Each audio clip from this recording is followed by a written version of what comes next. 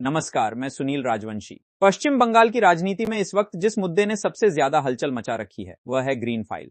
ये मामला तब सुर्खियों में आया जब प्रवर्तन निदेशालय यानी ईडी ने चुनावी रणनीति बनाने वाली मशहूर संस्था I PAC Indian political action committee के बंगाल कार्यालय पर छापेमारी की।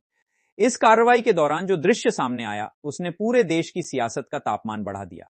दरअसल छापेमारी के बीच मुख्यमंत्री ममता बनर्जी खुद मौके पर पहुंची और वहां से एक हरे रंग की फाइल अपने साथ ले जाती हुई नजर आईं। बस यहीं से सवालों का सिलसिला शुरू हो गया।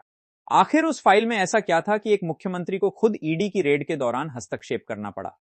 क्या वह सिर्फ कागजों का पुलिंदा था या फिर कोई ऐसी रणनीति जो आने वाले विधानसभा चुनावों को प्रभावित कर सकती है? पैक एक राजनीतिक परामर्श देने वाली संस्था है जो पश्चिम बंगाल में सत्तारूढ़ तृणमूल कांग्रेस टीएमसी के लिए चुनावी रणनीति तैयार करती रही है। अप्रैल मई में प्रस्तावित विधानसभा चुनावों से ठीक पहले ईडी की इस कार्रवाई को लेकर टाइमिंग पर सवाल उठना स्वाभाविक है। विपक्ष और सत्ता पक्ष दोनों ही अपने अपने तर्क पेश कर रहे हैं। ईडी ने बताया कि यह छापेमारी अवैध कोयला तस्करी और मनी लॉन्ड्रिंग से जुड़े मामलों की जांच के तहत की गई है। इसी सिलसिले में आई पैक के बंगाल दफ्तर और उसके निदेशक प्रतीक जैन के आवास पर रेड की गई। प्रतीक जैन न सिर्फ पैक से जुड़े हैं बल्कि वे टीएमसी के आईटी सेल प्रमुख भी बताए जाते हैं। ईडी की कार्रवाई कोलकाता समेत बंगाल के 6 ठिकानों और दिल्ली के 4 ठिकानों पर एक साथ की गई। यह रेड गुरुवार सुबह करीब 6 बजे शुरू हुई थी। बताया जा रहा है कि जब ईडी की टीम प्रतीक जैन के घर पर मौजूद थी तभी करीब 11:30 बजे मुख्यमंत्री ममता बनर्जी खुद वहां पहुंच गईं।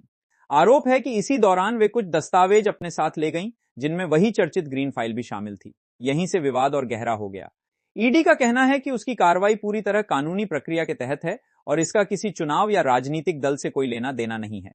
एजेंसी के मुताबिक उनका मकसद सिर्फ आर्थिक अपराधों से जुड़े सबूत इकट्ठा करना है। लेकिन मुख्यमंत्री ममता बनर्जी इस दलील को सिरे से खारिज करती हैं। ममता बनर्जी का आरोप है कि ईडी केंद्र सरकार और गृह मंत्री अमित शाह के इशारे पर काम कर रही है। उनका कहना है कि चुनाव से पहले टीएमसी की रणनीति जानने और पार्टी को कमजोर करने की कोशिश की जा रही है।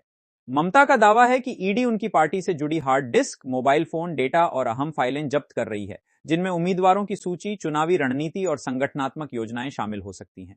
मुख्यमंत्री ने सवाल उठाया कि क्या किसी राजनीतिक दल की आंतरिक रणनीति जब्त करना ईडी का काम है। उन्होंने आरोप लगाया कि बीजेपी बंगाल चुनाव जीतने के लिए केंद्रीय एजेंसियों का इस्तेमाल कर रही है। ममता बनर्जी ने इस मुद्दे को एसआईआर यानी मतदाता सूची संशोधन से भी जोड़ दिया।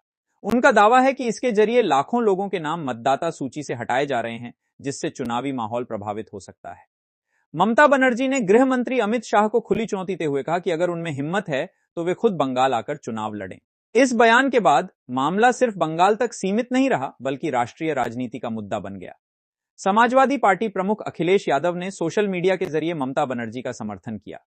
वहीं कांग्रेस नेता अभिषेक मनु सिंघवी ने कहा कि पैक पर हुई रेड विपक्ष पर दबाव बनाने की रणनीति का हिस्सा है। उनका कहना है कि जब लोकतंत्र असहज स्थिति में पहुंचता है तब जांच एजेंसियों को हथियार बना लिया जाता है। कुल मिलाकर ग्रीन फाइल अब सिर्फ एक फाइल नहीं रह गई है। यह बंगाल की राजनीति में केंद्र और राज्य सरकार के बीच टकराव का प्रतीक बन चुकी है। सवाल यही है कि उस फाइल में आखिर क्या है? सिर्फ चुनावी कागजात या फिर कोई ऐसा राज जो पूरे सियासी समीकरण को बदल सकता है? आने वाले विधानसभा चुनावों में यह मुद्दा कितना असर डालेगा यह तो वक्त ही बताएगा, लेकिन इतना तय है कि ग्रीन फाइल पर सियासत अभी और गरमाने वाली है। इस पूरे मामले पर आपका क्या कहना है? आपको क्या लगता है उस ग्रीन फाइल में क्या हो सकता है? अपनी राय कमेंट में जरूर लिखें और अगर आप चैनल पर नए हैं तो सब्सक्राइब करना न भूलें।